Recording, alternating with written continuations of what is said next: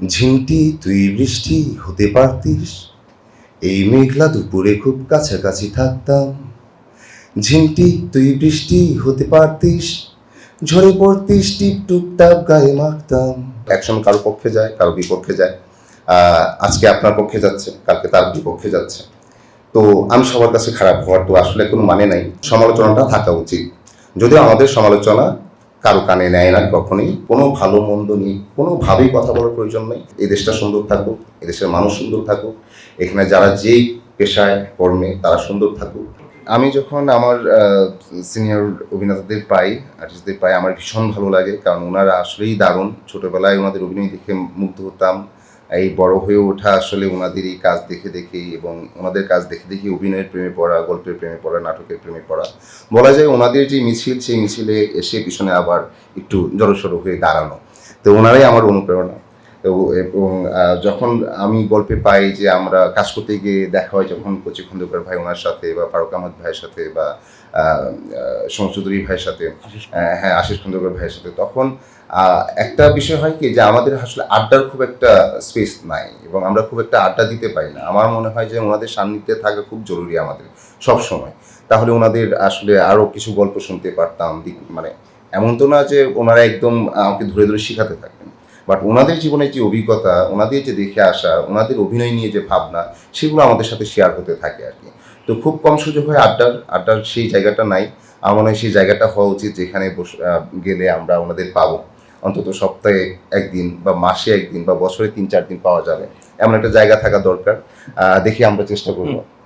তো অভিনয় করতে গিয়ে যখন ওনাদের পাই তখন আমার ভীষণ ভালো লাগে। ওনাদের কাছ থেকে আসলে শেখার অনেক কিছু থাকে। প্রায় সময় ওনারা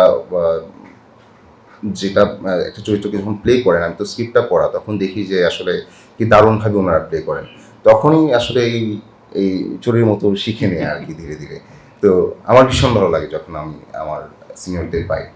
পদ্ম চরিত্রটাই বিশেষ। ভাইয়া বলছিলেন যে পদ্ম চরিত্রটা নিয়ে যে এটা কি হিমো থেকে অনুপ্রাণিত কিনা, আমার একটা প্রশ্ন আসছিল। তো উনি বলছিলেন যে আসলে ওনার কথা থেকে আমার যেটা মনে হচ্ছে যে আসলে প্রত্যেকটা পুরুষের মধ্যে একটা বাউলপনা কাজ করে আসলে। হ্যাঁ, ছোটোবেলা থেকে ঘুরতে চলে যাব পাহাড়ে, সাগরে চলে যাবো, এটা সব মানুষের মধ্যেই, শুধুমাত্র যে ছেলেদের মধ্যে তা না। তো কৌতূহলী চোখ থাকলে দেখা যায় যে আরও দেখতে চাই, আরও দেখতে চাই। দেখি আসলে মরুভূমিতে গেলে কেমন লাগে, পুকুরে নামলে কেমন লাগে, নদীতে নামলে কেমন লাগে, সাগর দেখতে যাই, পাহাড় দেখতে যাই। তো পদ্মের ব্যাপারটা এরকম, সে আসলে দূষকপুরে দেখছে তো দেখছি, হাঁটছে, এবং নানা ঘটনার সাথে সে নিজেকে আসলে সম্পৃক্ত করে ফেলছে, এবং সেই বিষয়গুলোর সমাধানেরও পথ খুঁজে সে, কিন্তু খুবই নীরবে, সেটা আপাত দৃষ্টিতে তাকে বোঝা যায় না। তো আমার এই চরিত্রটা করতে গিয়ে যে সাদৃশ্যের ব্যাপার, সেটা হচ্ছে প্রশ্নটা ছিল মনে হয় বিশেষ হয়ে থাকবে কিনা। তো সাদৃশ্যের ব্যাপার যেটা হচ্ছে যে আমি এরকম ছিলাম। তো এ ধরনের চরিত্র মনে হয় যে সবাই পছন্দ করে, খুব ভালোবাসে খুব। যদিও এইসব চরিত্রকে সবসময় সঙ্গ দেয় কম মানুষ, বাট ভালো লাগে, ভীষণ ভালো লাগে। পেলেই খুব আমেজ কাজ করে যে এই তুমি কী অবস্থা, কেমন যাচ্ছে, কোথায় ঘুরতে গেলা, তারপর আরেক দুই একটা গল্প বলে যাও। তো আমার ক্ষেত্রে মনে হয় যে এই চরিত্রটা ওই হিমুর মতোই আমাকেও হয়তো বিশেষ করতে পারে এই চরিত্রের, বা এই চরিত্রের মধ্য দিয়ে আমি বিশেষ হতেও পারি। চেষ্টা করে যাচ্ছি। সামনের গল্পের যদি ডাইমেনশন আরও বাড়ে, তাহলে হয়তো আরও পপুলার হবে, এটা আরও সামনে আসবে। এই ব্যাপারে কোনো প্রশ্ন করবেন না। আমি যদি বলি, আমার এক ধরনের বোধোদয় বলতে পারি, এবং এটা খুব দারুণভাবে, এটাকে আমি খুব পজিটিভলি নিচ্ছি যে আমি সবসময় নানা অসঙ্গতির কথা বলে আসছি, এটা আপনারা জানেন, সবাই জানেন, এবং এটা আপনারা স্বীকারও করবেন, রাইট, বলে আসছি। তো যাই হোক, তো সেই ব্যাপারে যখন আমি কথা বলে আসছি, সেই কথাগুলো একসময় কারো পক্ষে যায়, কারো বিপক্ষে যায়। আজকে আপনার পক্ষে যাচ্ছে, কালকে তার বিপক্ষে যাচ্ছে। তো আমি সবার কাছে খারাপ হওয়ার তো আসলে কোনো মানে নাই, কিন্তু আমার সবার কথাটা বলাটা জরুরি, তাই বলা। এবং আমার কাছে মনে হয় যে সমালোচনাটা থাকা উচিত, যদিও আমাদের সমালোচনা কারো কানে নেয় না কখনোই, নিয়ে আসে নাই, বাট আমার কাছে মনে হচ্ছিল যে নিশ্চয়ই একটা সময় আমাদের কথাটা জনসাধারণের কথা সেভাবে মূল্য পাবে। তো আমার কাছে খুব রিসেন্টলি আমার এটা মনে হচ্ছে যে একদমই অযথা, আসলেই কোনো প্রয়োজন নাই। কারণ আমি মনে হয় যে অভিনেতা হিসাবে অভিনয়টা করে যাই। আমার যদি কারোর জন্য কিছু করার থাকে, আমি হয়তো কখনো ছুটে গেছি মনো চাচার জন্য, এটা আজকে এইভাবে বলতেছি, এমনিতে বলার আমার আসলে প্রয়োজন মনে করি না। কখনো হয়তো কারো রক্ত লাগবে, আমি সেটা পোস্ট করি বা যাই বা কাউকে পাঠাই রক্ত দেওয়ার জন্য। কখনো কোনোভাবে যদি হেল্প করা যায় সেই ক্ষেত্রে আমি চেষ্টা করি। কারো ক্যান্সার, কারো এটা ওইটা, আমি চেষ্টা করি যে আমি থাকে না যে আমার পেজে কেন এইসব পোস্ট দিব বা রাখবো এরকম ছবি এটা সেটা। বাট আমি এটা মনে করি, আমার কাছে মনে হচ্ছে একটা জীবনের মূল্য অনেক বেশি। আমার যদি এতটুকুতে একটা মানুষের জীবনে কিছুটা সহায়তা আসে বা আমি যদি এতটুকু হেল্প করতে পারি, পাশে থাকতে পারি, এটাই এই বেঁচে থাকার আনন্দ, এটাই বেঁচে থাকার সার্থকতা, আমার কাছে এটা মনে হয়। তো আমার কাছে মনে হয় যে কোনো কিছু নিয়ে আমার কথা বলার আসলেই কোনো প্রয়োজন নাই। কোনো ভালো মন্দ নিয়ে কোনোভাবেই কথা বলার প্রয়োজন নেই, এবং ভালো মন্দ প্রশ্ন আমাকে বলবেনই না। আমার এটা সুন্দর বোধ হয় এবং এটা আমার মনে হয় যে এটা আমার অ্যাকসেপ্ট করা উচিত।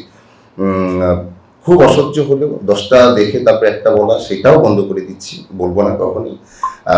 আমার মনে হয় যে সবাই সুন্দর থাকুক, সেই প্রত্যাশার ভিতরে থাকে, সবার সুন্দর চাই আসলে। তো সেটাই থাকবে প্রত্যাশা যে এই দেশটা সুন্দর থাকুক, এদেশের মানুষ সুন্দর থাকুক, এখানে যারা যেই পেশায় কর্মে তারা সুন্দর থাকুক, এটুকুই প্রত্যাশা থাকবে। এবং বাংলাদেশ ভালো থাকুক, এতটুকুই। এছাড়া কোনো প্রশ্ন এবং এইসব উত্তর দেওয়ার কোনো আসলে মানে নেই। বরং যেটা বলতে চাচ্ছিলাম যে আমার মতো করে যেটুকু ভালো কাজ মানুষের জন্য করতে পারি সেটা আমি করে যাবো।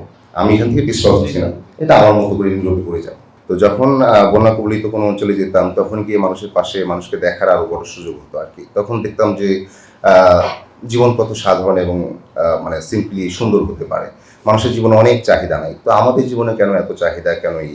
এবং আমার কাছে মনে হয় যে খুব সামান্য নিয়ে একটা মানুষের মুখে হাসি ফোটানো যায় আসলে। আমরা যে খুব বড় সহায়তা নিয়ে যেতাম তা না, বাট আমরা যে যাচ্ছি এটাই একজনের ভালো লাগে, এটাই একজনের শক্তি যে না, আমাদের জন্য, আমাদের পাশে আমরা আছি বা মানুষের জন্য মানুষ থাকে। সো এই ব্যাপারটা ভাবাতো এবং আমার কাছে মনে হতো যে এটা আমি সবসময় কন্টিনিউ করে যাব। তো আজও পর্যন্ত আমার মধ্যে মনে হয় যে সেটা কন্টিনিউ করে যাই। তো আমার দর্শকের এটার প্রতি যে আমার এই কাজগুলোর প্রতি যে ভালো লাগা বা তারা যে উৎসাহ দেন যে যেন আমি থাকি সবসময়, তো আমি আসলেই থাকবো এবং আমাদের এই ভালোবাসা এবং এই উৎসাহটা আমি খুবই আশীর্বাদের মতোই মানে গ্রহণ করি। তো এটা থাকবে। আর আমার মনে হয় যে কখনো আমি যখন কারোর জন্য সহায়তা চাই, আপনারাও চেষ্টা করবেন যেন খুব সামান্য করে হলেও সেটা কিছুটা হলেও আসলে ওনার পাশে থাকার। ঝিমটি তুই বৃষ্টি হতে পারতিস, এই মেঘলা দুপুরে খুব কাছাকাছি থাকতাম। ঝিমটি তুই বৃষ্টি হতে পারতিস, ঝরে পড়তিস টিপ টুপটাপ গায়ে মাখতাম। ঝিমটি তুই বৃষ্টি হতে পারতিস, এই মেঘলা দুপুরে খুব কাছাকাছি থাকতাম। ঝিমটি তুই বৃষ্টি হতে পারতিস, ঝরে পড়তিস টিপ টুপটাপ গায়ে মাখতাম।